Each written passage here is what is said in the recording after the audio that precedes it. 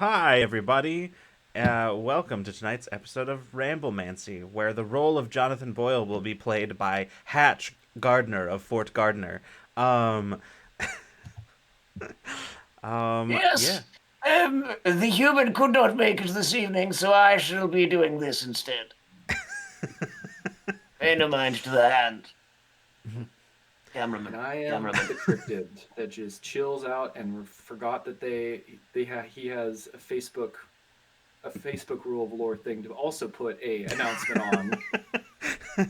It's okay. Nobody looked at it anyway. Oh, there's a couple of people who look. There's a couple. Could be some of you out there. You could be looking. Um, but yeah.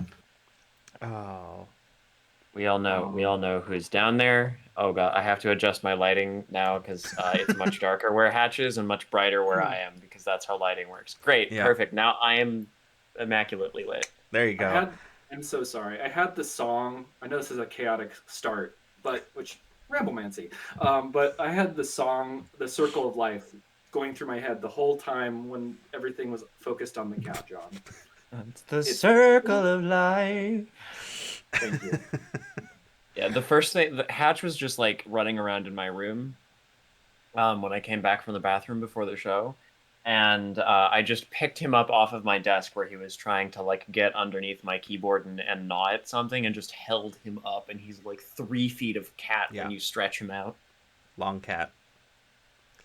Long cat. Whoa, Nico, 52 Whoa. months of full deck of months, exactly. Damn. So many months. Incredible. That's almost 100, which is probably the most accurate time I've ever said that about your subscription. Because we are, in fact, closer to 100 than 0. So, Yeah, that's... you know, rounding up from fives, right? Yeah. You more than halfway there. That's almost 100. Yeah. So yeah, welcome on in, everybody. Tonight we talked about how on in our meeting how like we're always talking about like GMs and GM tips and how like best practices with GMing and like the preponderance of like videos out there and discussions out there about TTRPGs are about how to be a good GM. But a thing that we don't talk about or see talked about a lot, I don't think, at least I haven't, it might be out there, is being a good player.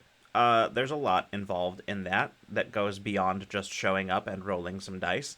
And we wanted to talk about it. It's also inspired by a conversation we had here on Ramblemancy with Sam Delev, where they talked about playing TTRPGs as a skill, which is, I think, a way we don't often think about this kind of stuff. So, yeah, it was a. I'm sure we've talked about it before. I don't know that we've ever dedicated a whole Ramblemancy to it. So, yeah, we're gonna go ahead and get started with that today. Before we do that, though, a couple of quick announcements. The first one being that we are, as of Tuesday, have 100% done filming Tomorrow Is Dead season 2. Yeah, it's done. We did it. So Nobody. huh? Everything went fine. Yep, it's totally fine. Nothing bad happened to Everything went anyone. fine. Nope. No tears were had. Yeah, no, tears. not at I all. don't know what you're talking about. It basically just went like the second half of the season just turned into like cozy zombie apocalypse farm simulator. Like it really just was Stardew Valley and a zombie apocalypse is all that. Yeah. Yeah. Yeah. pretty much. Anyway, that's done. We will be talking this week about our specific release schedule. But regardless of when we actually begin airing the second half of the season, it will be weekly after that. So it will release on live premieres on YouTube, not on Twitch, on YouTube. Just because it's easier to like automate the process there. It requires less person resources as well as less computer resources to do that. So it's just easier all around. So that will be on YouTube, premiering weekly once we decide on an air date. So yeah, we'll let you know keep an eye on the Discord and on socials and things like that, and we'll let you know. That's it. Those are our announcements. Should we talk about the shirt? The shirt. We could talk about the Oh, shirt. yeah. Actually, we should talk about the shirt. The shirt is very Wrong good. shirt. Damn, hold on. Oh, shit. Wait. Hold on. So actually, the shirt that we're talking about, I'm going to buy Freeman as much time as I humanly possible. Is an amazing shirt designed by one of our lovely cast members and a friend of ours, a friend of the channel, who was here actually, I believe, the last time we rambled. There it is. Boom. Speed change. There it A is. cool season 1 Tomorrow is Dead shirt that has a whole bunch of cool items that relate to all of the characters and the plot, including the iconic traffic cone, Gabby's notebook, a crowbar, the little radio, a bunch of Casey's dice from their D&D set, a big old baseball bat, all kinds of cool stuff. It's a great collage T-shirt. Mm-hmm. If I'm being perfectly honest, I cannot wait to go pick mine up. Yeah. So thank you, John, for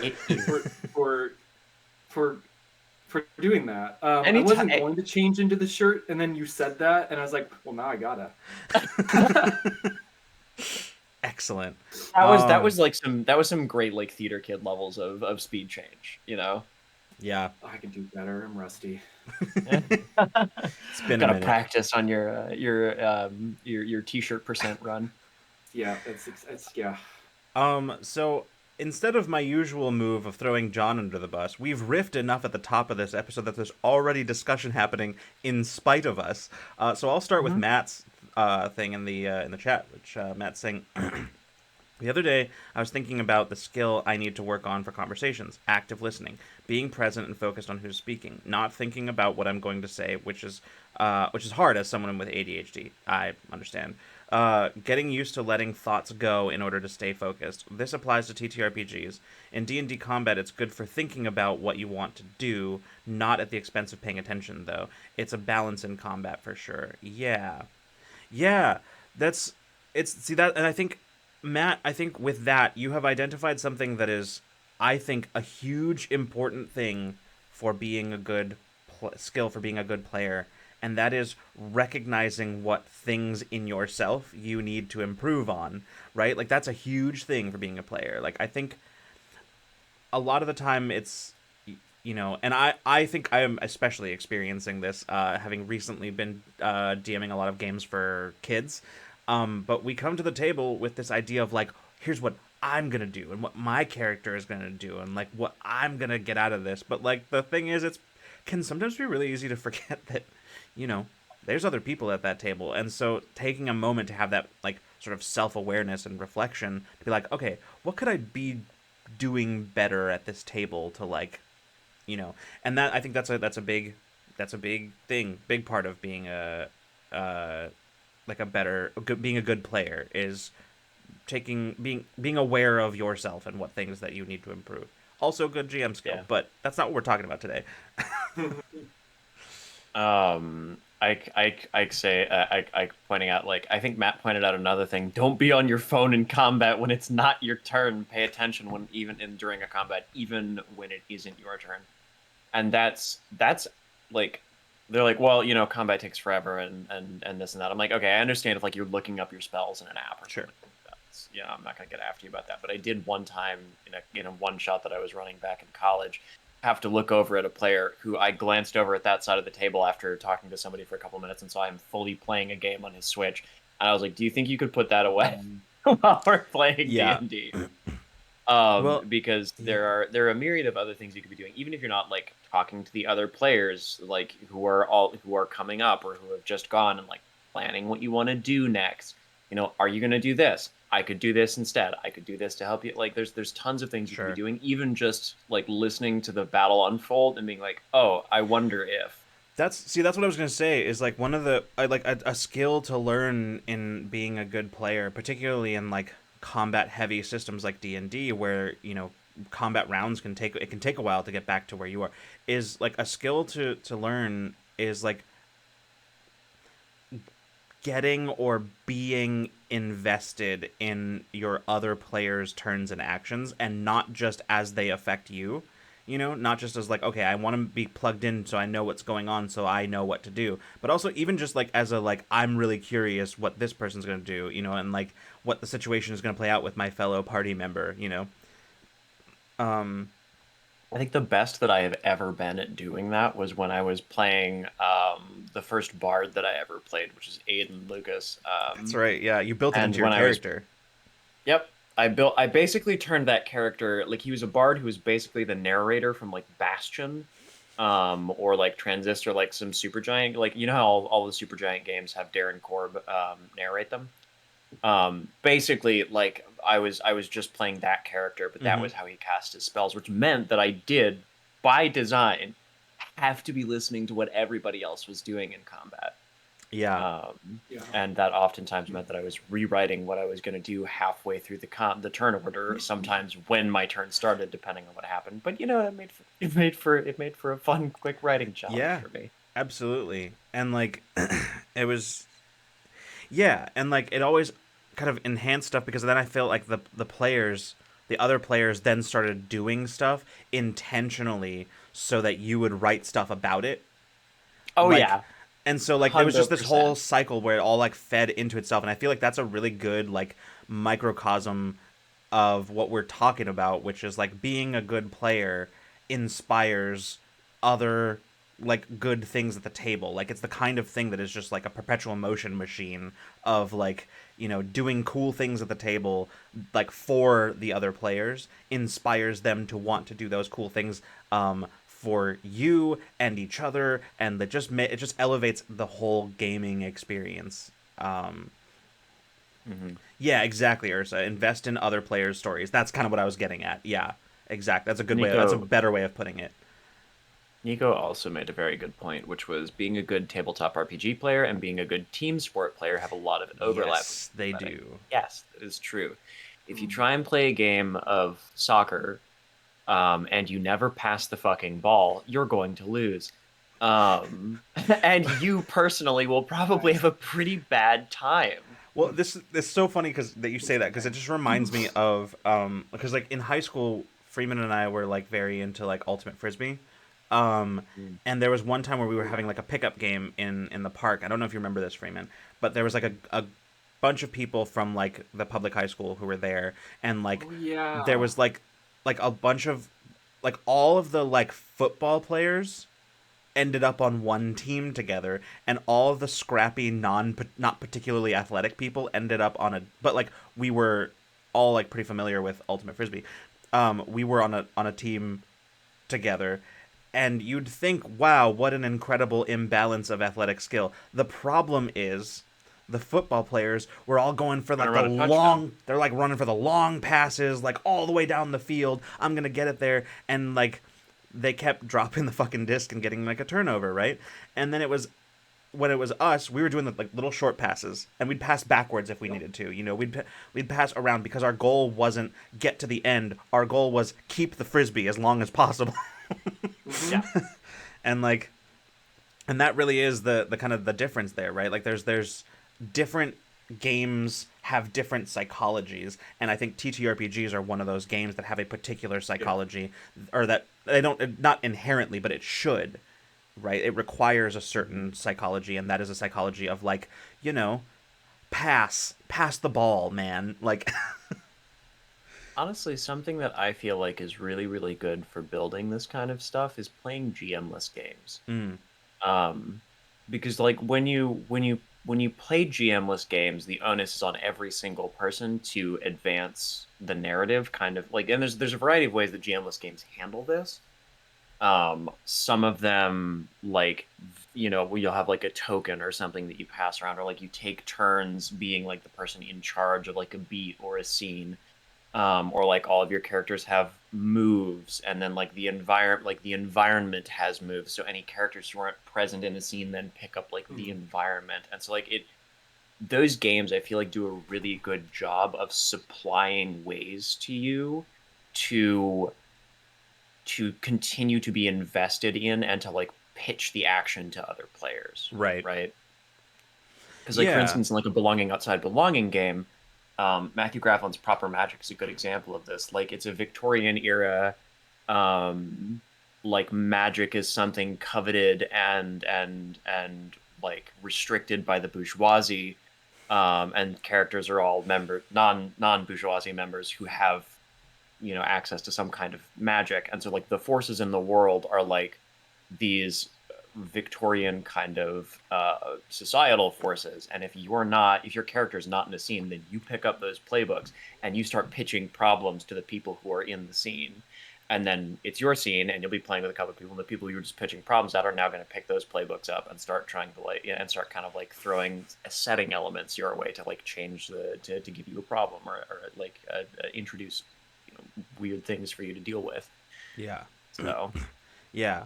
I think a lot of what we're talking about right now sort of revolves around, and this is why Nico was saying, I think this is what Nico was getting at a little bit with the, overlap with team sports, is that a huge part, I think, of what we talk about when it comes to being a good player is the concept of sportsmanship.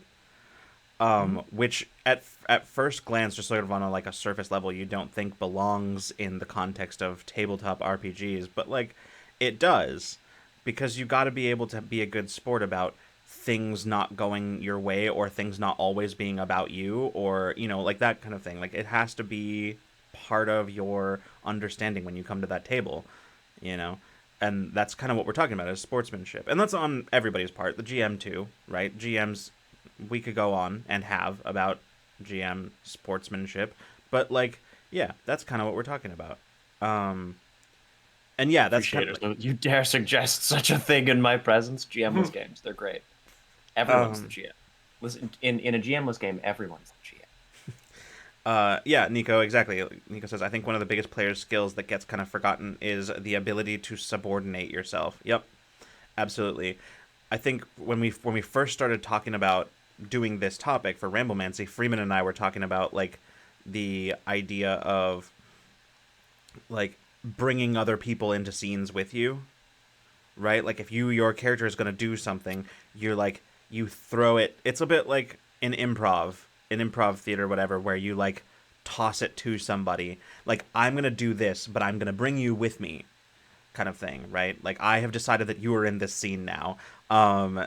And because I think one of the things that gets forgotten is that, yes, it is the GM's job to kind of control pacing and time a little bit in the in but it's not only the GM's job to decide, like, to make sure everybody shares screen time, if that makes sense.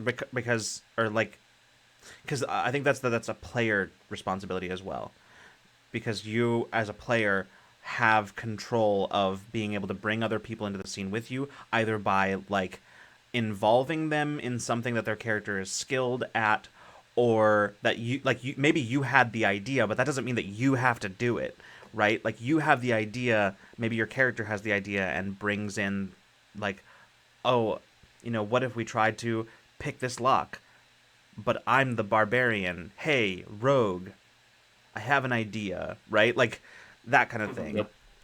Exactly. And yeah, so the ability to sort of say, to not just subordinate yourself, like Nico was talking about, but also to be able to push other people in front of you, right? To be able to Mm-hmm. say, this is an idea that I had, but it is not what my character is best at. It is what that person's character is best at. Mm. And like, I remember there's a good example within like our own stream stuff within like Infinite Horizon. There were a few times where there were moments that were like very specifically like a character's backstory moment, and sometimes like the players, they'd get like really excited about being involved, and then they'd just inject themselves and like do the thing that the character whose backstory it was, what should have been doing, right? And that's not like, it's an understandable thing, because you're like, oh, I'm excited, I like figuring things out, but like there comes a moment where it's like, this isn't about you, right? You got to like step back and be like, this is so and Right. so's arc or backstory thing, right? It's, I may have an idea, but it's that person's moment. Um, yeah. Um, Matt says, That's a. huh? Oh, sorry, go ahead. Go No, no, ahead. what were you saying, John? I was just reading Nico's comment as well, which is my personal opinion. Making sure everyone gets screen time lies in the responsibility of the players. Yeah. Making sure everyone gets a spotlight is the responsibility of the GM. Right. Yes. Yeah, exactly. I think that's kind of. I think I would agree with that. Matt said, I do have a pet peeve when players don't stay true to their character vibe. The stoic cleric turning into a chaos gremlin because of the barbarian's antics. I got to stop playing the chaotic gnome from the Feywild because the cleric kept escalating whatever my character did, and it was too distracting. Yeah, no, that's fair. That's fair. I think I sometimes struggle with that too as a player, where I'm like I'll have like a particular vibe for my character, but then I want to be involved in like what the other characters are doing. So sometimes it turns into like I'll like compromise on that character's Mm-hmm. sort of vibe for a moment just so that I can be involved. But like yeah, it's another one of those things like one is like there's a lot of ways to be involved in something, and two, uh sometimes you're just not in sometimes you are in like in listed in the credits of Monty Python and the Search for the Holy Grail as Sir not appearing in this film. So like, you know, it just yeah. Sir, run away! Run away! um Yeah, I'm in many times I am sort of casting guidance in this scene and then fade and then Homer Simpsoning back into the bush. Right. Like, Yeah. Bless. Or mostly guidance. I get that. That's for sure. mhm. Yeah. I want to go back. It's a touchy line though, because you can get because that can get misinterpreted as, oh, your character should do X instead of just being a suggestion. Yeah, like, and obviously it doesn't have to be like, Rogue, get over here. There's a lock to pick. You have to do it. Right. But just like, sometimes as much as we're talking about being active and engaged, it's sessions last 2, 3, 4 hours sometimes. Every so often somebody texts the rogue at exactly the wrong moment, and they're like, "What?" Yeah. So it's like, Or psst. and like that's maybe a bad example because it wasn't so much like I mainly mean just the idea of like just because like your character is having ideas about things to do doesn't mean they have to be the ones to execute them, or it also doesn't mean they have to be the ones to like the only one to do so. Like if you're like, oh, I really while we're in town, I wanted to go talk to that wizard that we talked to last time, and I think that because I think he might have more to tell us. Hey, Rogue, you know about like interrogation tactics. Why don't you come with me? And like, right, like it's that kind of thing. It's not so much the like, not so much necessarily telling the other players what to do, so much as I mean just involving them in the things that you want to do. Um, and yeah, it's like, yeah. But you're right, Ursa, that can become an issue because there is certainly, I think, in my experience with TTRPGs, there is good practice, and then there is for every good practice there is a toxic version of that good practice. Like for every positive thing that behavior that you bring to a table, there is like an inverse toxic version. So like that's a fair point to bring up. Cause yeah, that can certainly cross a line, particularly in combat when it comes to like the tactician player, right? Where they're like, no, you shouldn't do that. You should do this. Um, No, there's 6 goblins grouped up together. You should cast Fireball. It's more damage efficient that way. And it's like, legitimately, in a game that I was GMing for fifth graders recently, the wizard, who is a big like hulking dragonborn, decided that instead of casting a spell on one of the kobolds nearby, he was just gonna full body him. He was just gonna jump on top of him, just like land on the kobold to deal damage. And I was like, hell yeah, man, like do it. Like, was there a no, more I am the tactically more optimal? powerful dragon man. Like, was there a more tactically optimal move to make? Absolutely. But also, Dragonboard's, like, body slamming a kobold, incredible. But, yeah. Also, hi, Kate. Welcome. Good to see you. Um, yeah, player optimization does not equal player fun and agency. Yeah, but yeah, I think so. But like mostly, I think my thing was just focused on like, as a player, the other players at that table are just as much your responsibility as they are the GMs. It's your responsibility to take care of the other people at that table and make sure they're having fun too, just as much as it is the GM's responsibility. And I think Mm-hmm. because the role of GM is very similar to the role of host, we tend to put that responsibility primarily on the GM and forget that it's our job too. Like as players, we are also custodians of that table, you know. Um, but yeah, Great quote. Great quote, Kate. It would be way too much if the GM also had to delegate all on top of everything else. yeah, yeah, Not the GM. Yeah, it's everyone, team up, teamwork. Whoa, yeah. whoa. Whoop. Very, very important update. Important update. The circle of life. Again, it's just the song is in my head now. Fibonacci cat. Yep. Fibonacci cat. Um, but yeah, no. What are some other things like? Because we sort of have talked around the general topic of sportsmanship. What are some more specific ways that you think that shows up in being a good player? Or are there other things outside of sportsmanship that we should be kind of like looking at? Hmm. I think like I'm doubling back to the conversation that we had on Ramblemancy with Sam Belev a couple of years ago, which Mm-hmm. was like tabletop RPGs is a skill, right? And like many things, playing a game is a skill. Mm-hmm. And every time you learn a new game, you are learning a new set of skills, and they're transferable skills between a lot of games. The more you play tabletop RPGs, the better you get at playing tabletop RPGs. But I think one of the best things that you can do, kind of to Matt's point in chat right now, respect everyone's time, is like learn how to play your character. Um, Mm-hmm. I have at least like be a solid like 70-80% on what does my character do, Yeah. and how does it work when I do stuff. You don't have to know what everybody else at the table is doing. Yeah. Some like I think some of the fun of discovery is when someone does a cool thing and you're like, oh, we could combo, Yep. right? But Yep.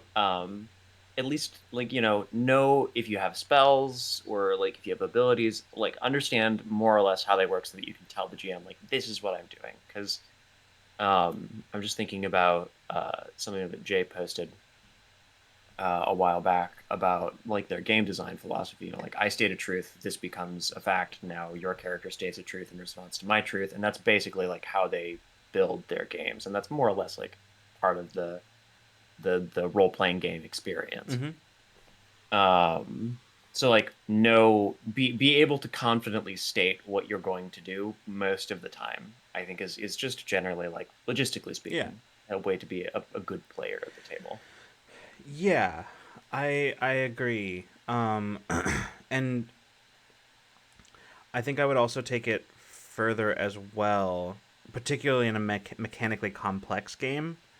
Like I think it's also like it's your responsibility to know how some of the rules work too. Like that can't all be like you got to know how the game works. And I think that was part of that conversation with Sam as well, which is like Mm-hmm. the the act of not just learning how your character functions, but also learning the overall general rules of the game. Because it's a real bummer when you're at a table and like you're like I want to do this, and then they're like, okay, so Cue how does that 5 work? minutes of okay, let me Yeah, it's is that on page 200, page For sure. 155? Oh sorry, that's actually in the DMG, and not the like player's handbook. it's a very different thing too, because like everybody needs clarification at some point. Everybody needs Yeah. like a reminder for stuff. Like it's not saying know the rules or get out. Like that's not it at Yeah. all. It's just a like, you know, if you make some effort to know the rules. And I'm very lucky that I've like almost never had a problem with this in any game that I've run. Um, like in D&D is one of those sort of universal languages within TTRPGs, that like I think most people kind of like most for the most part know enough of the rules that they can pretty much sit at any table and be conversant.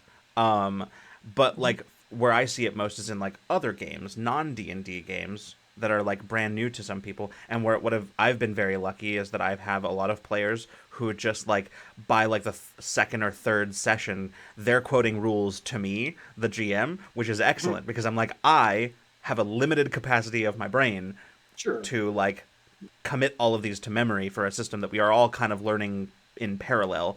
So yeah, like that kind of thing is really helpful.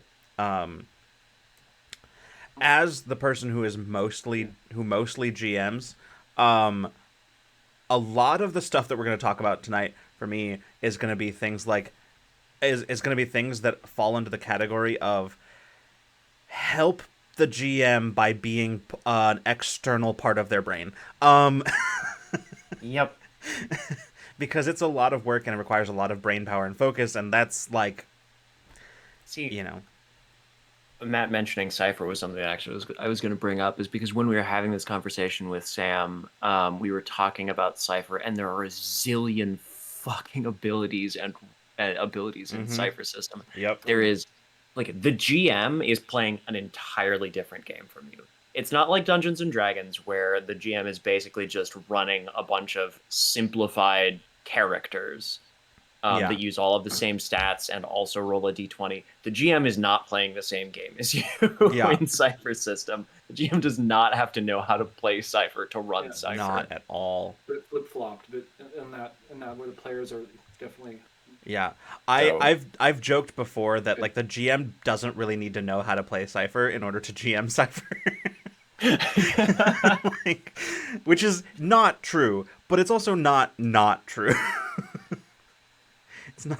It is. Yeah. It's. Yeah. You got to be familiar with the basics, but you don't have to know anywhere near as much as your players do in order to GM Cypher. Which is kind of one of my main complaints about that system, but that's beside the point. I really like what Ursa said here, which is both as a player and a GM, learn to accept that things go wrong. That is huge. Because I remember, actually, John, I remember you and I having a conversation a long time ago when, like, it wasn't like our first D&D campaign, but I think it was the first time I had DM'd a campaign that you were in. Where like you and I had to sort of like sit down because I was like asking you because I was like, you seem really frustrated with the game. Like, is there something that I can do? And like you and I, we like sat and talked about it, and I remember telling you, well, the thing I think is happening here is that I think you like have these ideas and the group has these plans and then you get frustrated when they don't work. And I think the thing you need to remember is just because things don't go the way that you wanted them to doesn't mean they're not going to go somewhere. And like I remember having that conversation. I remember you being like, oh yeah, I guess I was approaching this from sort of like a video game perspective where it's like, you know, if it doesn't go the way you plan, then you die, and you'd like, you know, like, I remember us having that conversation, and I think that is honestly not the most intuitive hurdle to get past all the time, especially if you're like relatively new to TTRPGs. You think if things don't go the way that we want them to, that's the end, right? It's bad. But it's like, no, sometimes it just happens, you know? And it could be from a plot or plan perspective, or as Ursa said, like from a dice perspective. Sometimes they just roll bad. And that can be cool and interesting too. Yeah, Sometimes absolutely. you can't fucking roll for shit. And that's just how it be. Yeah. The dice have their own agenda. They really do. And yes, exactly, Kate. And that's half the fun. Half the fun is that things will not go the way that you want them to. Because if everything went according to plan 100% of the time, all the time, do you think that we would be having all of these discussions about TTRPGs and all of these TTRPGs coming out in such a like huge, ever-growing market for that? No, of course not. Like, I don't know. I love the randomness. Yeah, exactly. It adds stakes that are not entirely narrative necessarily. It adds steaks. Oh shit. Well, I'm actually vegetarian right now. I got a couple of Napoleons. Sorry, that was really bad. I was Really Jesus. thinking, bad, and I should feel bad.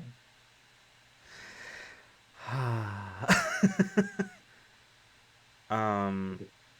The concept of a save point. Yeah. Uh. Save points don't. Oh yeah, I see. Yeah.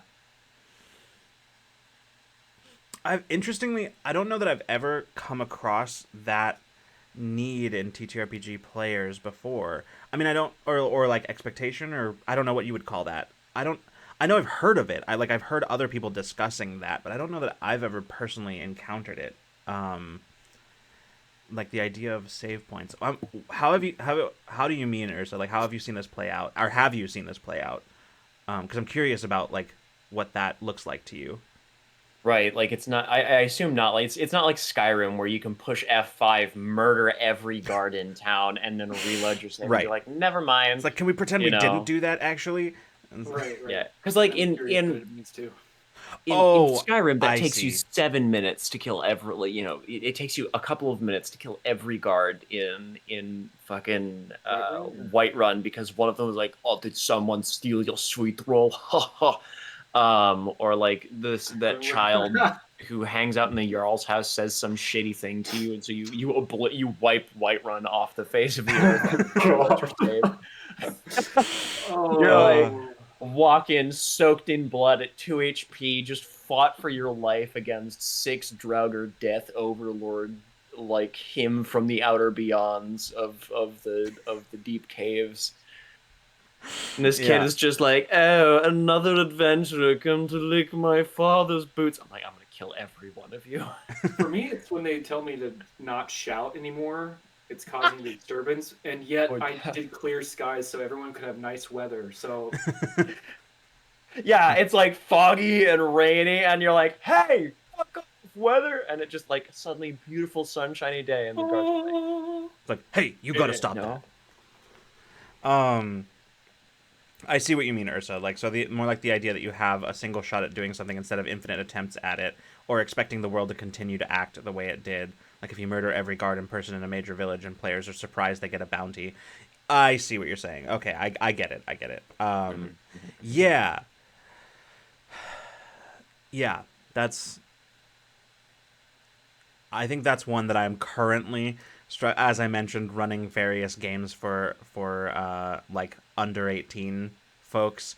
There's one of the big struggles that I'm having right now is trying to get them to realize.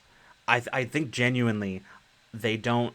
A lot of them don't actually understand what kind of a game D&D is, and a lot of them come to it with this idea of treating it as their own personal sandbox for murder, mayhem, and mischief, right, where they can do all kinds of insane things with no consequences.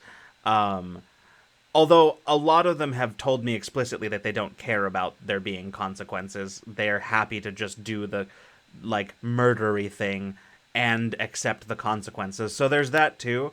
But I get it's more from the sense of like it's coming from a power fantasy of agency, the ability to do Yeah. literally whatever they want.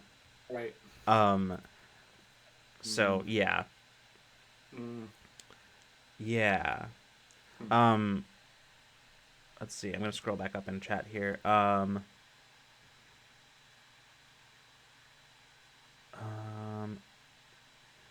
yeah, Nico. My take. You shouldn't think of TTRPGs as Western RPGs, Skyrim, Mass Effect, Fallout, etc. Rather think of them like JRPGs, Chrono Trigger, Final Fantasy, Persona. Interesting. Um, I don't have a whole lot of experience with JRPGs personally, but I think I kind of have enough understanding to know what you mean. But I'm curious, Nico, if you would go a little bit more in depth about what you think people should be taking into TTRPGs from JRPGs. I'm curious what you And think of that. Right. I don't know I don't really fully understand what a JRPG is. JRPGs are I'm also a little curious as well. Mm-hmm. JRPGs are games like, do you know like the Fire Emblem games? Not by Where like name. there's like an over like you'll have like a character and you can run around in an overworld, and then if you get into a fight, typically like what'll happen is you'll go from like that running around in the overworld to then like sucked into a different kind of combat where it'll be kind of like turn-based, like party based. You'll have like four characters in the party and they'll all have abilities, and it'll kind of like jump into initiative order, and your characters will fight the monsters and stuff like that. That's kind of like the standard Okay. JRPG thing. They tend to be like flip between that kind of tactical combat and being very like story oriented. Mm-hmm. Yeah.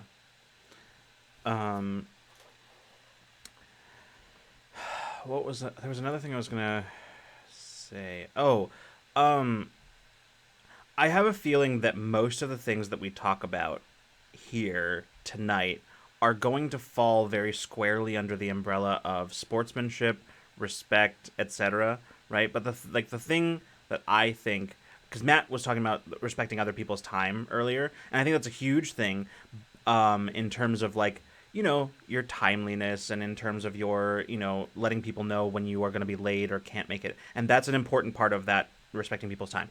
Additionally, respecting people's time falls under the category of like the GM does a lot of work to make the sessions happen, and like on some level yes, the game is there for you to like do things that you want to do, and however you would like to do them, but you also at some point I think have to read the GM a bit and recognize like, oh, effort was put into this, so I should care about it, if for no other reason than that the GM put a lot of time and effort into this thing. So like, and that does, I think, the issue of like just what being on time, or like letting people know if you can't make it, that kind of thing, falls into that category as well. I also think it plays out at the table too, and this is one of the things I know we've talked about on Ramblemancy before, which is like, if it's clear that the GM is having the villain monologue, let them fucking do it. Just let them do it. Don't say like, oh, I interrupt and I attack. Like, that works in a movie where you're trying to subvert the tropes of like villains and in the past, where they would like stand and monologue their evil plan, right? And then you decide to subvert that trope by having the hero go, and I'm not listening to a monologue, and I just like attack, whatever. In a TTRPG, it's not awesome, because chances are the GM worked on that monologue, thought about it a lot, and is trying to give you important information and couldn't think of a better way to do it than having the villain monologue. There's a reason that became a trope in the first place, and it's exposition. To mention epic. Silver also said Japanese RPGs. Yeah. Like filling out our definition of Japanese RPGs here, which is, they tend to be more Speaking of villain monologues, they tend to be more melodramatic in scale, like focusing on more than one character as opposed to just like the main player character. Yeah, in JRPGs and non-Western RPGs, the player character tends to be the least important character. You're like, oh yes, chosen one, super powerful, great. Nobody gives a shit. You're super vanilla and bland. Everyone else has incredibly interesting stories. Yeah.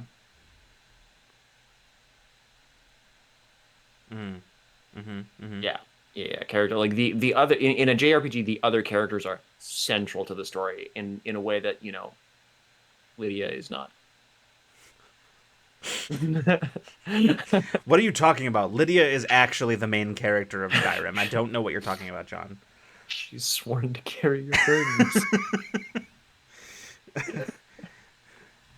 Even if sometimes, look, you cannot tell me that Samwise Gamgee, who literally carried Frodo and his burdens, was not the main character of Lord of the Rings. Yeah. So, by transitive property, Lydia is the Lord main. of the Rings is therefore a JRPG, and in this That's essay, not even I remotely will. the I direction mean, I was depending on how you look at the way the ending was, like Frodo gets a very peaceful journey to the other side, basically. But Samwise has that happy ending, Sure, yeah, and we all know the hero has that happy ending. exactly. It's very Um, sweet. That totally. Now I forgot what I was gonna say originally. uh, um, yeah. Ursa, good point. As a GM, having players tell me what they actually want is awesome. Yes, huge, huge thing. I think there's this perception sometimes, particularly amongst like newer players or players who've only had like bad experiences in with GMs and TTRPGs. I think there's this perception that if we tell the GM what we are doing or what we want, then they will find a way to thwart us or to like whatever. It's like, well, I mean, maybe, but there's also just as good a chance that they're going to say, "Hell yeah, dude, let's find a way to do it." Or like I'll keep that in mind, and if an opportunity presents itself, I will now have that piece of knowledge of what you just told me that you wanted, informing that moment where I have an opportunity to include something that you want, yeah. right? Like Mhm. it's much more likely going to result in that than like some fuck you in particular, right? Like I suppose Like, you can't blame some you can't blame some people because some people do yeah, have we've talked to quite a few people who've had the not a great experience at the table, both totally. as a GM and as a player. So that makes sense. Yeah, and it's certainly not like a blame thing here. Yeah, yeah, yeah. True. just a matter of like sometimes you just gotta you like it is often helpful as a player. You really can't lose anything by telling your GM directly something that you want, either out of the game, Hmm. out of the next session, out of whatever, right? And like if the GM takes that as an opportunity to screw you over, that's not about you, man. That's about the GM and how they suck. Not as a GM, but as a person. Um that's not yeah. Um and like that's the kind of GM I think that I strive to be. Like, if you tell me something cool that I want to do, my instinct as a person and as a GM is almost always going to be to say, I want to say yes to you. Let me find a way to do that. And if I can't find a way to say yes to you right now, I want to find a way to say yes to you in a different way. yeah, This exactly. this kind of happened a couple two or three, well, time is fake, but a time ago things weren't really working out with a few aspects of my character in our home game over here, and I asked Lucas if I could do a different feat, Oh, yeah, yeah, and yeah. it shouldn't be a big deal. In fact, if it makes sense to your character, 'cause the thing is, I built this character with a different like a different whole different like thought. Like I was gonna multi-class this character, realized that was gonna be complete crap, and the feat no longer made sense. So I asked if I could get a different feat, and that shouldn't be a big deal. But I thought also like if we're like at fifth level now, so I wasn't sure if like I didn't think it was going to be a hard no. I just wasn't sure, because I was like Right. we've been playing for a while, and maybe if the feet were too ridiculous, maybe I don't know, but it Yeah. was just like the feet because I'm playing a very magical like magic class character. I'm playing an artificer, but I was going to originally multi-class. Don't I know you're out there? Don't laugh. I already laughed at myself. I was going to multi-class with a fighter for artificer. Hmm. Yeah, I know, I know, I know. I can hear the groans. Well, like, and here's the thing, like, on that subject, right, of like just sort of communicating with your jam, like that's such a huge thing because at I can't tell you how many times as a GM a player has come to me going like, I don't know what to do about this, and me being like, let's figure it out, right? And then and then I'll sort of throw some suggestions. As a GM, your job is very much being the information you are the source of information about the world, and you are also the interface of that world. So you know a lot more than the players do, which means that you might be able to add context to a player's, like your GM is going to be able to add context to your dead ends, right? To make them maybe find a way through. Um so yeah, I mean it's an important thing to be able to do that. Um and I think on some level that's the responsibility of the GM to make sure that they have created that environment where the players can like come to them with stuff like that. But I think sometimes a GM might not be opposed to it, but just hasn't like thought to, make that to open that door, right? And so then like I think it's in that instance it's equally the responsibility of the player to be able to like communicate those things to the GM, because maybe they are not opposed to having that kind of communication with you, but they just hadn't thought about establishing it. It happens sometimes. Um, but yeah, um, yeah, yeah, exactly. Ursa, we know a lot and deal with a lot. It's easy for us to overlook something, for sure, for sure. Um, yeah, Matt, Stars and Wishes are awesome. For anybody who doesn't know, Stars and Wishes are a tool I think often used in like uh I think best applied at the end of a session, where you basically go through, like, once you call the game, you go through and you ask everybody for their stars and wishes, stars being the things from that session that they're like, I really liked this, I really thought this was cool. And it could be something about the session, something that the GM did. It could be is Hatch being sent out of the room. He wanted to go, but I wanted to make sure he got to say goodbye to him.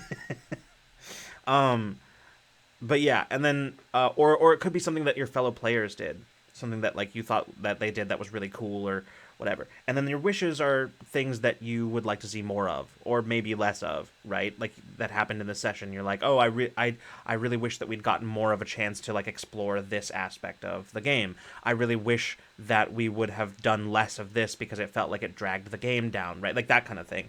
And it's a really really useful tool for it's just a feedback tool, but it's also a chance for you guys to like, I don't know, start like kind of a discussion afterwards about things, so that you all kind of get to learn more about. Honestly, like with our home game, Freeman, we've been playing with that group for now like 7 years. And we know each other so well, and we're able to create such a like meaningful experience at the table, no matter what we do together. And I trust that group implicitly that they will go along with my nonsense, that they will give me lots of nonsense to go along with, and that we will all have an excellent time doing all of it. And the reason is, I have to credit the reason for this. I think it has to be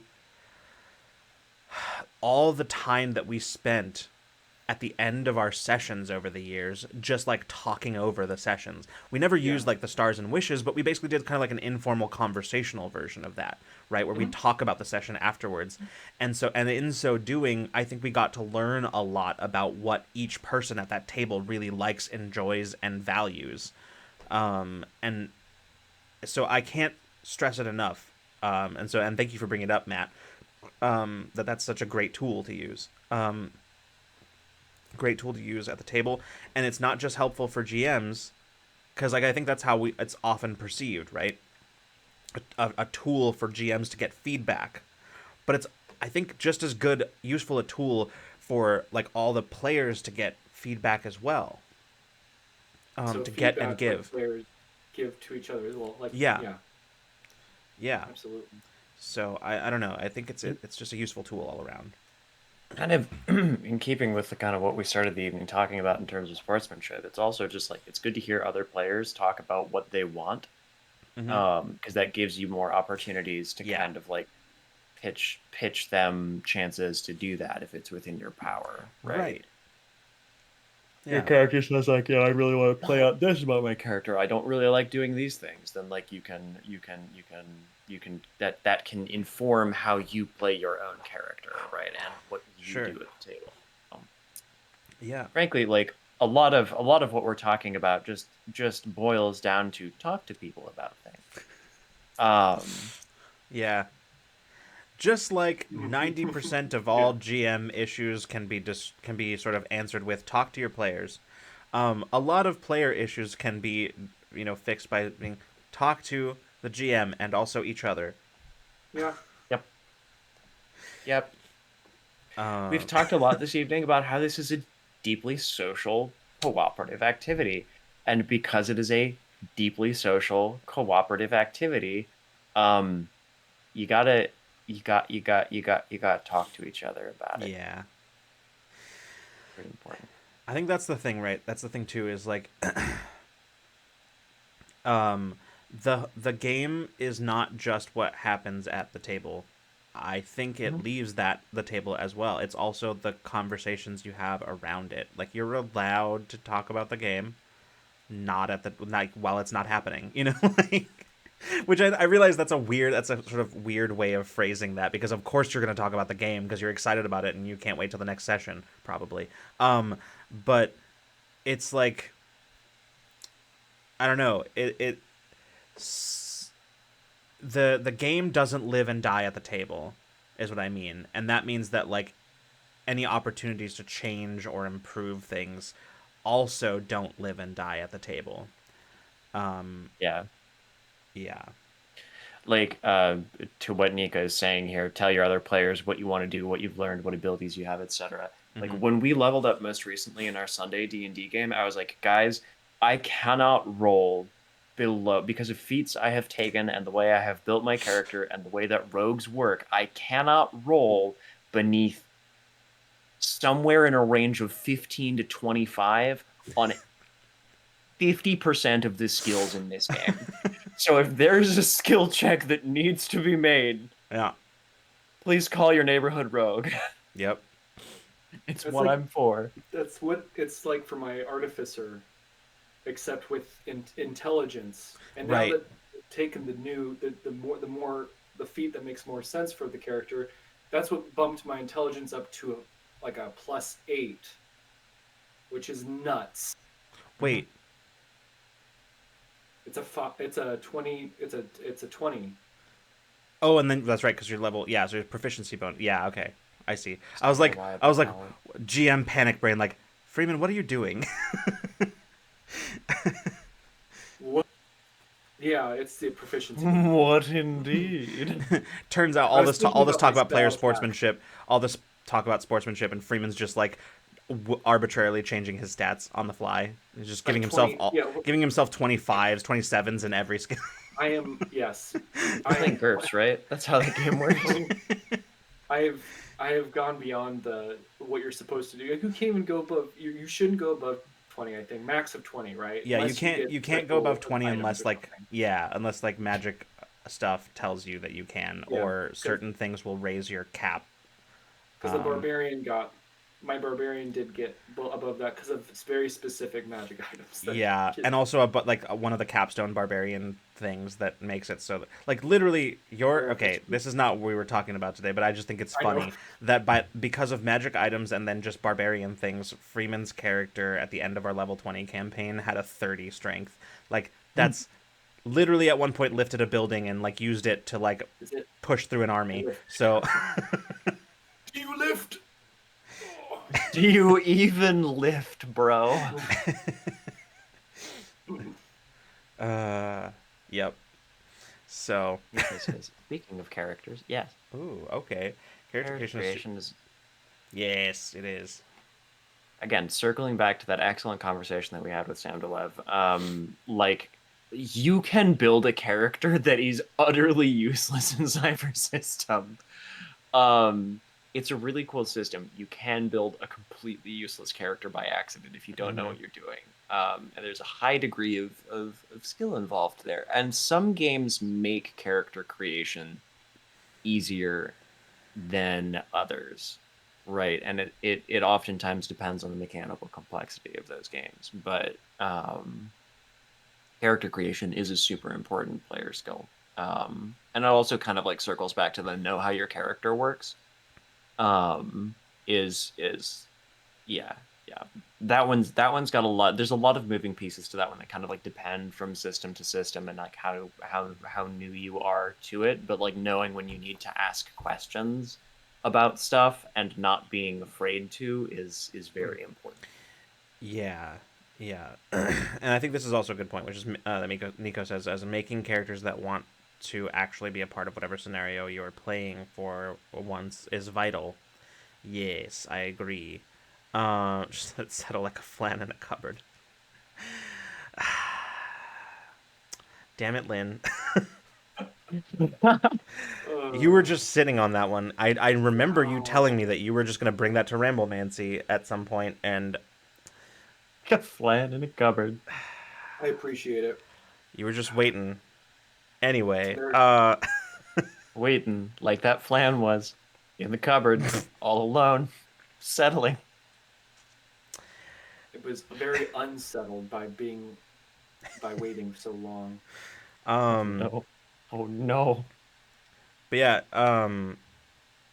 yes, I agree. I'm always a fan of the reluctant hero trope, right? The one who's like, there is no way that you are going to get me on this fucking quest. Smash cut to the next scene, being like, I cannot believe you got me to go on this fucking quest, right? Like, I'm a huge fan of this, Incredible. like that trope, right? And it can be done Yeah. really well, but you've got to do it with a little bit of like buy-in and communication from everybody, right? Like, you need to be able to like say like, my character absolutely does not want to do this. I, the player, really do. So I'm going to be resistant to it, but I'm going to cave eventually, right? Like, and talking to your player in that way, being like, yeah, and I think that's a yeah. Um, Yeah, Nico brings up an excellent point, because I think this again brings it back to being able to subordinate yourself thing. Players should talk to each other during character creation. If you can't do your Mm. character creation like all at once together in person or on a call, like have a text chat or yeah, something, totally. and like in as a GM or as other players, like talk about your character as you're creating them, and like talk to the other players about it. Mm-hmm. I also really, really like it. I really, really like it when games force you or prompt you to interact with other, to form intra play like party bonds. I Yeah. really like that in games. So much of everything that happened in Tomorrow is Dead came from the questions that we did in Kids on Bikes Yep. for like forming relationships with the other parties. So much, like the whole Frankie and Kit dynamic came from one question, and I don't know that that would have necessarily been there if that question had not come, which was like, it was a question like, correct me if I'm wrong, Freeman, but it was something to the effect of like, um, when was the first time you realized you loved this character, or like whatever, something like that. It was like, It wasn't. It was more vague than that. So you could play like either that was a love thing, or it could just be like you were. It was the first time that you realized that something like that. Sorry, I was trying to remember exactly the yeah, it word. was something along those lines. But Yeah. then there were so many other dynamics that have been so central to Tomorrow is Dead that emerged from just those opening questions, and us just sort of sitting and having those like back and forth with each other. And like, not all of them came into play. Some of them didn't matter, and got immediately forgotten. But some of them were like hugely central to the whole thing. Best version of parallel thought happening like here is that Kate also in chat was like, "Hey, GaryCon live today. We're going to be using kids on bikes to generate one-shot relationships." Oh yeah. Excellent. Yep. Um. Or yeah, if people want to see it live, yeah, it's very cool. Yeah. Um, Definitely post a link in like in the Ramblemancy and the self promo channel Yeah. For sure. starting in two Starting to, hours. Cool. cool. Cool. Cool. Cool. Oh, oh my That sounds god. awesome. Yeah, that was that when we were having that meeting, it was very interesting because I it happened to be at a moment where I was at work, I think, Oh yeah, I forgot about that. and I had to Yeah. do it over the phone or something like that, Mm-hmm. and then it didn't work. I did manage to get back to my house because it wasn't. I was on my phone though. I think now I'm getting lost. I'm getting. Yeah, I don't remember. I was either, huh? because someone had to roll the dice, and I don't Mm-hmm. remember. I bring dice to work now, just in case. There's enough people there Just who in I case can of an roll a d. emergency TTRPG situation. Yeah, no. If I need to walk up to like the chef and roll a d20, like roll a dexterity check as he's chopping onions, and Exactly. Yeah. he can just like look at me like, no. I we that the dice got rolled, and there's like the uh, Allison's character Kit and Frankie's character could maybe have this like connection. It was very like vague because it could be a romantic thing or like a super like Right. Right. in-depth Right. friendship thing. That's what was really cool about it. But like I the moment the reason why it was so ridiculous is because I'm just standing there like muted and screaming because like me Freeman in real life was like had like a serious has had a serious crush on on Allison, the real person. Ooh, you had a crush on your girlfriend? That's so embarrassing. Oh my I know, I god. know, I know. But yeah, no, Incredible. like that. I love when like you'll have those moments too in TTRPGs where like the TTRPG will like coincide with something happening in your real life, and sometimes it's like that, and sometimes it's in a very uncomfortable way, and those are, I you know, know. That's I've had those moments. yeah. They're they're a lot. They can be very intense. Anyway, but Yeah. yeah, group character creation, but like you were saying, John, the kind of thing where you like where like it forces you to kind of create those relationships to others, I think are so important and so cool. Like I've never had anything not I've never had those go off without something cool coming out of them. Yeah, absolutely. And Casey, creating those bonds, positive and negative, do so much for storytelling. Give you the options of what's fun, what to do Yes. that's fun in combat. Yeah, and even like the systems in like the Walking Dead RPG, a lot of the character relationship drama that happened in season 2 was kind of predicated on the relationships that we Yeah. chose, right? Because in the Walking Dead RPG, like characters have to choose a player character who's like their anchor that they can use to relieve stress, which is one of the mechanics in the game. Mhm. Um, like that acts kind of as one of like the HP bars, Yeah. more or less. It's one of a couple. And then, or rather, it's kind of like a resource. And you can choose like then a non-player character, but a lot of interesting things came of that, and then like the kind of like drives that we all chose, drives and issues and stuff that we all chose, Mhm. you know.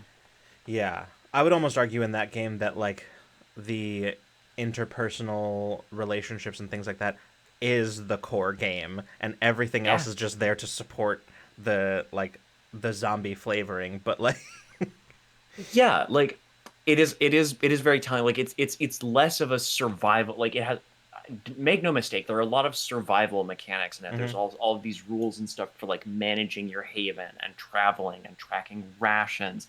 It's like it is very much a game about surviving in a zombie apocalypse, but kind of like a third of your character sheet is devoted to mechanics that focus on like relationships, Yeah. your character's drives, and like how you relieve them.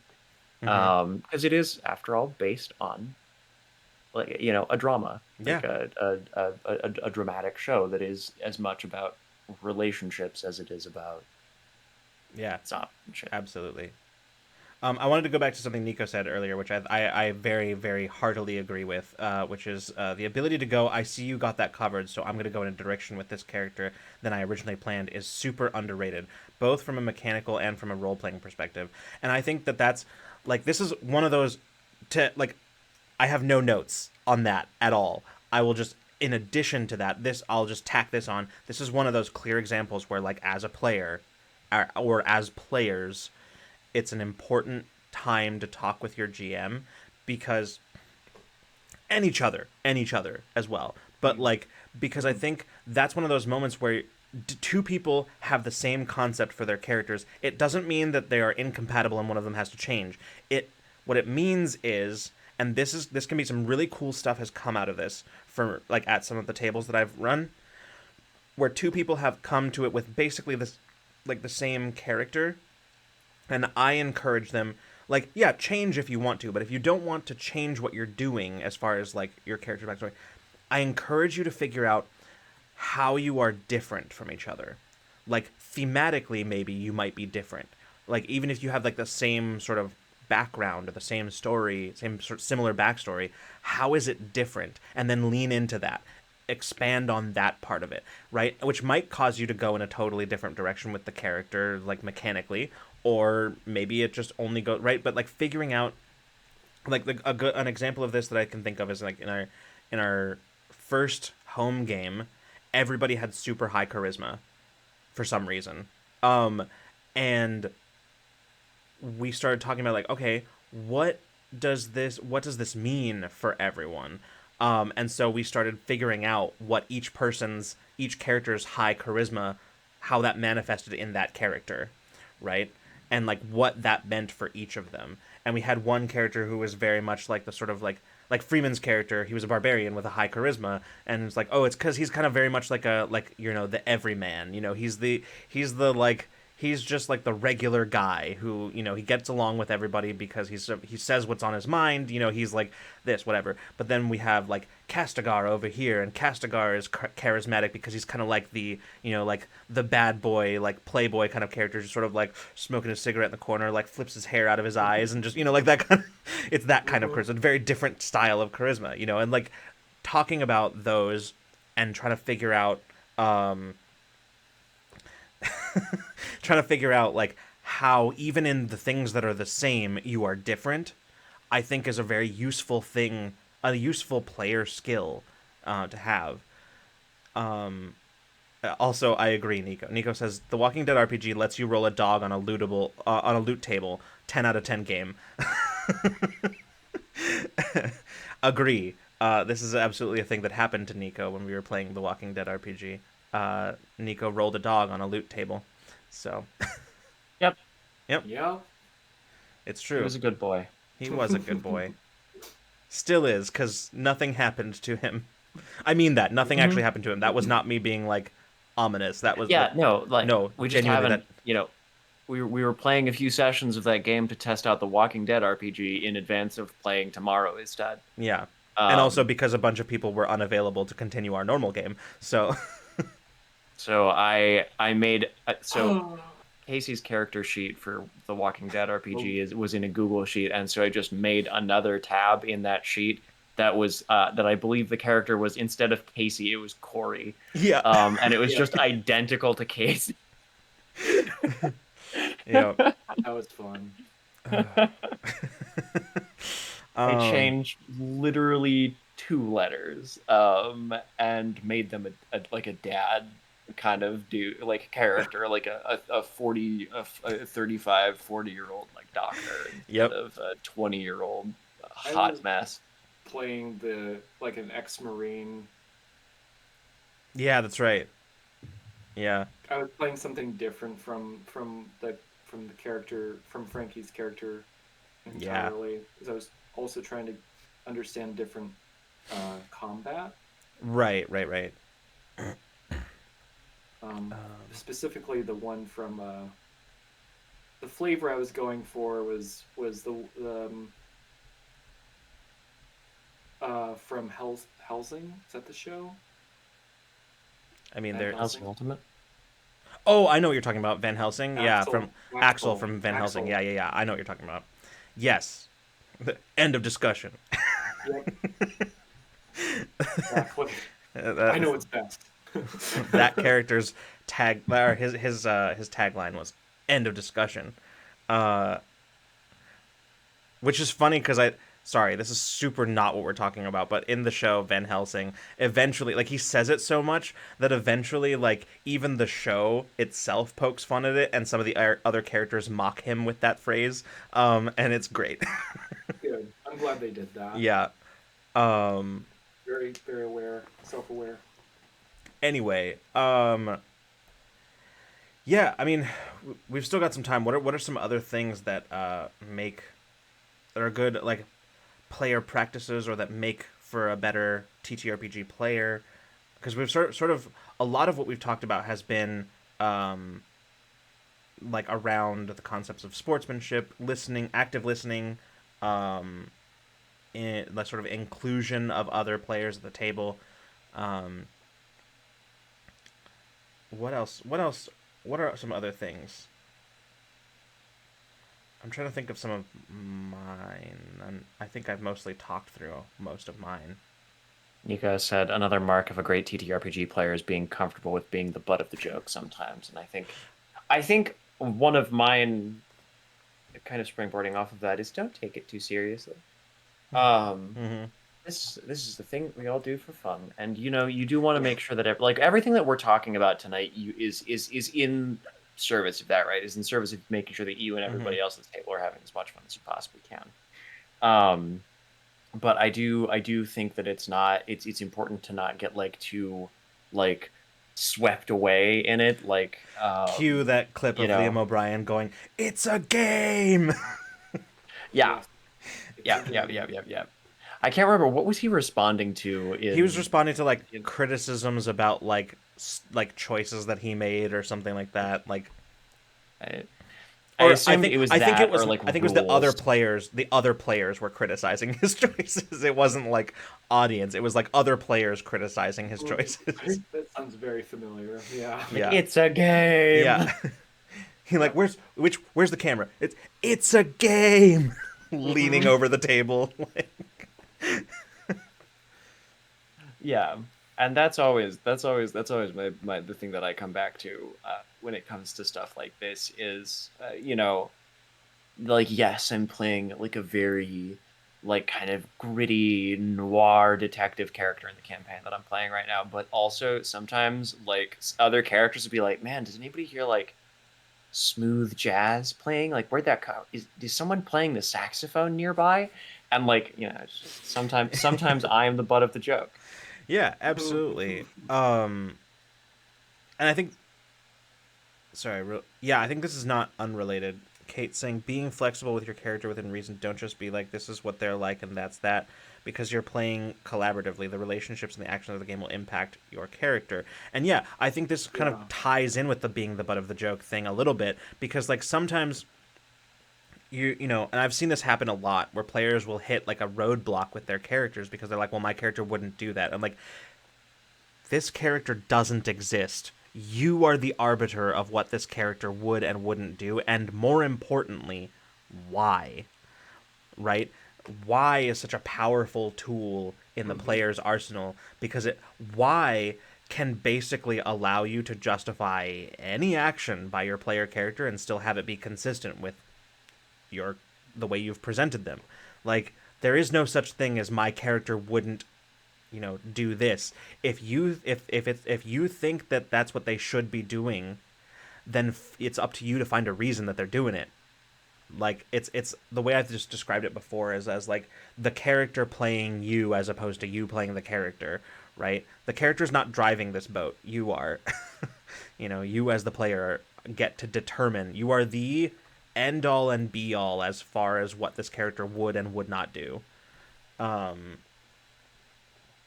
and yeah, like that's a hugely powerful thing. Like, I feel like I worry that some of what we talk about is coming off as like being critical of players and the way that they tend to play the game, but I think it's kind of the opposite here, which is like it's about like this is I think more of like pointing out the power that you as a player have at the table, and the way that like the ways to use that power responsibly. Yes, we can quote Spider-Man. Let's move on. Thank you. Mhm. We all know, we all heard it in our heads. We can move on. It doesn't have to be said. Um, but Mm. yeah, um,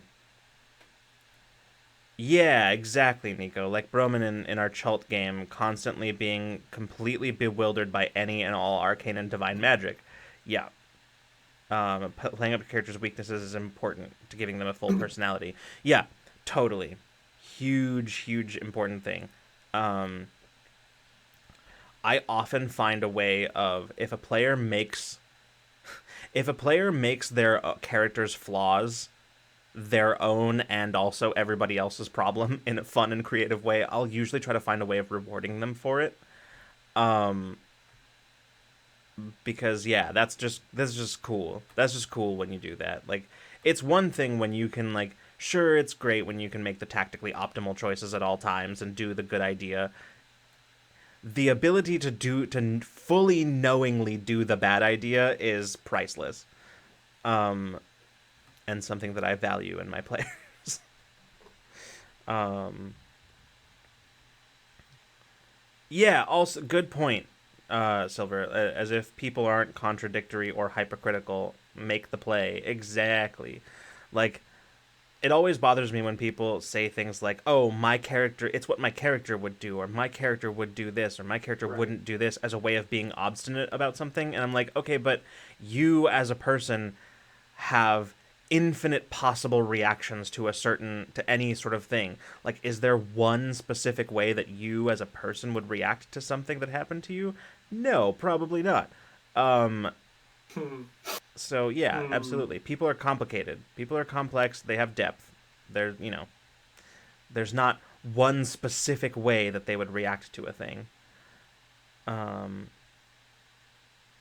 Kate says, "I play a lot as a player, not as a GM. You can help make it fun for everyone, and sometimes that means erasing something you had planned and making it work differently." Yeah, totally, absolutely. Um, The amount of nodding I'm doing right now, I'm going to give myself RSI. yeah. Well, don't In do there. that. But yeah.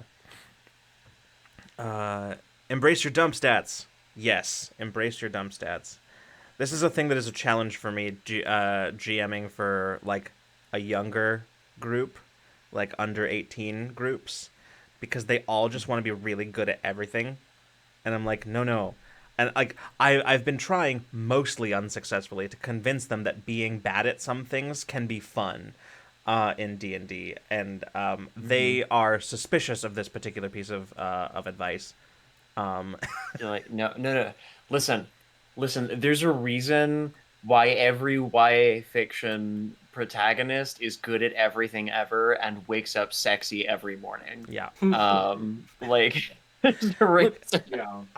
this is sort of a departure from talking about players a little bit, but it is still relevant to, like, the idea of being a good player, which is that, like, I've said it before, but the job of the GM is a little bit like that of a parent trying to get their kid to eat their vegetables, right?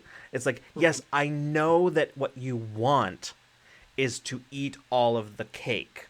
However, it's better for you in the long run and in the short run if you eat vegetables.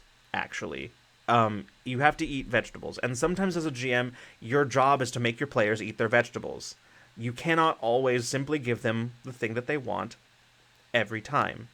Sometimes you need you you need to make them eat their vegetables, or else they're not going to enjoy the game, right? Because if they're just getting, like what we talked about at the beginning, like if everybody's getting the thing that they want all the time with no, like, stakes, no difficulties, no nothing, no earning it or anything like that, it's just, yeah, that's all I have to say about that. Exactly. The sigh Mm-hmm. was was all the words. Yeah. And the reason that connects to the whole player thing is that, like, as a player, sometimes you have to get good at eating your vegetables. The metaphorical vegetables of, It's you know, good. I loved it. Yeah, Silver Sugar does make a good point about that, which is that, like, the stage in life they're in right now, mhm. everyone in their lives and all of the structures around them are telling them that failure is bad and is the end and will No, punish them, absolutely, like, constantly for it. totally, So yeah, totally, one I hundred can percent. I can understand that reaction. But I think it Yeah. is fun for them to have, like, a safe, basically zero stakes environment to be able to Well, that's explore the the thing, right? possibility that sucking at something is actually good.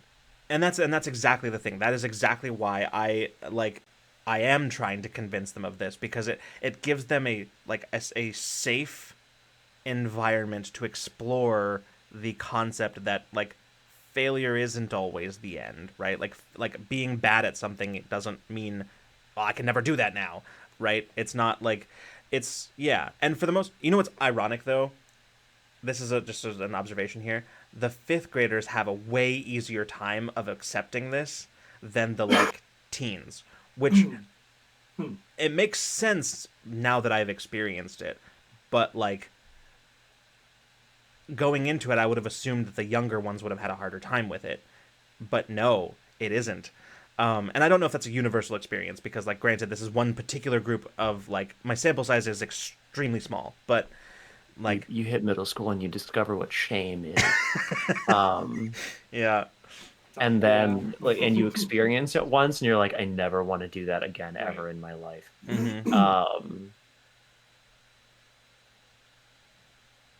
No, but actually, I I actually willingly wanted to, and it made it more fun. It makes it more fun for me. I actually dumped my stats on purpose because I rolled really, really well for my artificer, and I didn't feel great about it. That's how I feel. I feel like if it's Yeah. all the numbers are too good, it's not. That's like not going to be fun. There needs to be some challenge. So I dumped two of my stats. Yeah, I think that's cool. I think it's yeah. absolutely. I don't know. Um, Do you want to role play that more? Anyway, yeah, yeah, absolutely. Um, but yeah, like obviously, like I said, it makes sense now that I have experienced this difference, right? But and like I get why. It's just going into it, I would have assumed it was the opposite, but it's not, you know. But yeah, because like and the reason I would have assumed the opposite is because like when little kids are playing, like when the younger, like elementary school kids are playing, there's always that element of like one-upsmanship of like they always want to be like young kids. One of the reasons that they're so like captivated by the bad guys, right? A lot of them is because the bad guys have this like kind of confidence and they're not afraid of things, and little kids experience a lot of fear about a lot of things all the time. And so they have this like power fantasy of like the confident, not afraid of anything, can do no wrong, will never fail, right? And so that's what I would have expected to see play out in D&D. But as it turns out, these kids are like, they think it's the funniest thing. They think it's so funny when like and fun. They have so much fun when one of them just like is rolling, like is bad at a thing, and like they don't have that. Let's to be clear, they don't so much have fun when they roll poorly. What they do think is fun is when somebody who is bad at a thing is attempting that thing. That's what they think is funny. Yeah. And fun. That's the part that they have fun with, because they are imagining like, oh, this is gonna go bad. Like already the Looney Tunes like sounds are kids don't watch Looney Tunes these days. But for me, the Looney Tunes sounds are happening in my head, right? I don't know what the kids watch these days. Yeah. I'll tell you what, John. I will ask them and I'll come back to you with that information. How about that? Well, thank you. Yeah. Do a little scouting for me. Thank you. I want to. Yeah, go ahead. Kate said, "See, I want to introduce the improv adage: suck hard, suck often, but I will be taken out of context. Yes, you will, especially by teenagers who will think it is very funny. Yeah, very funny." I think just that we, as a society, need to embrace being bad at things. Like, we really do. We need to embrace being bad at stuff. It's a necessary step to being good at things. But yeah, also it can be fun sometimes. I can't tell you how often not knowing how to do something has just skyrocketed my ability to enjoy that thing. I cannot stress enough the power of not fucking knowing what you're doing. Anyway, we are at the end of our time This one went by so fast. Like usually there's Yeah. like that stretch at the beginning where it's like slow, and then we get into it and then it picks up. But I think this Right. whole thing went by really fast Mhm. this time. But yeah, um, so yeah, thanks everybody for joining us tonight and sharing your thoughts on this. It's a topic that I feel like it doesn't get enough attention. Whether or not it gets a lot of attention is a whatever, I don't know. But it's definitely something that I think needs more attention. Um, but some quick announcements. So first of all, we will have no Ramblemancy next week, as we all have prior obligations. Um, but the week after Murder that, mystery for a friend's birthday. yeah. And after that, however, the following week, which I believe is the first weekend in April. Jesus, that came fast. We will be having a guest, a very special guest of one Kate Sullivan. Kate will be joining us for an episode of Ramblemancy. We'll be talking about maybe more of this, maybe something else entirely. It'll be a lot of fun. I'm very very much looking forward to it. So, and yeah, a guest you say. Wait a minute. Who could that be? Um, who could it be? Who's that Pokemon? I'm sorry. Anyway, Who's that Ramblemon? be ready for the Australian accent of doom. Excellent. I'm so ready. So Awesome. But yeah, so we'll be having a guest. But that again is not next week, but the week after that. We shall be here, back on your screens, talking about all kinds of stuff, probably. But yeah, like I said, let us know if you solved the murder mystery. Yeah, we'll see. We shall. I get see. to do a French accent all night, I know. much to everyone else's chagrin. John- My favorite John is gonna be response doing- to that was Bree just typing ... Oh no. John will be doing a French accent and making it everyone else's problem. Oh yes, I will. Oh yes, I will. Everyone will have forgotten for a few. Like there'll be things going on. Somebody's gonna jump into a room with me, and I'm just gonna ambush them with it. Like I'm so I'm excited. so excited. Yeah. I'm so excited. Me too. But yeah, so last thing, I'll just repeat what I said at the beginning. We are finished recording Tomorrow is Dead, the second half of the season. That will be airing soon, but we will be discussing the actual airing schedule this week, and we will let you know soon. So keep an eye out on socials and on Discord for information as to when that will be happening. So yeah, I can't wait for y'all to see what we've got cooked up, because it's a lot. It's a lot. Anyway, thank you so much for coming and hanging out with us tonight, everyone. We will see you the next time we have Ramblemancy, but if not, we'll see you the next time you decide to come roll with us. Good night and good zone.